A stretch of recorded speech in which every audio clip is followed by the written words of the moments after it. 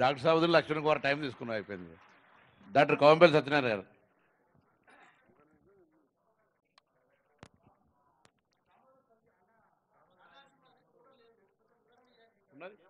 ఉందే ఉన్నదన్నా ఆడ పెట్టాం కదనే.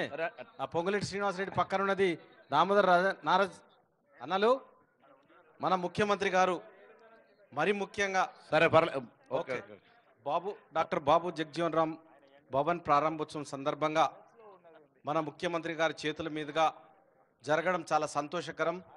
నిజంగా కూడా ఈరోజు దళితులను ఆదరిస్తున్నది మాదిగలకు ప్రిఫరెన్స్ ఇవ్వాలన్న ఉద్దేశంతో మన ఒకే ఒక్క నాయకుడు రేవంత్ రెడ్డి గారు మనల్ని ఆదరిస్తూ ఉన్నారు, పైకి తీసుకొస్తూ ఉన్నారు. మాదిగలకు స్థానం లేకపోయే, మాదిగలు ఏ విధంగా అభివృద్ధి చెందలేదో మనకన్నా ఎక్కువ ఒక పెద్ద మాదిగగా మన రేవంత్ రెడ్డి గారికి తెలుసని నేను తెలియజేస్తా ఉన్నాను.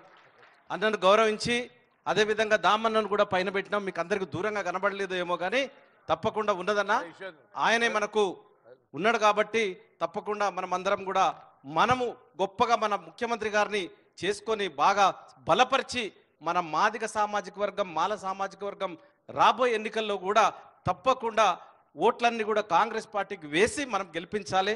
ఎందుకంటే మన ముఖ్యమంత్రి గారు మనకు అండగా ఉన్నారు.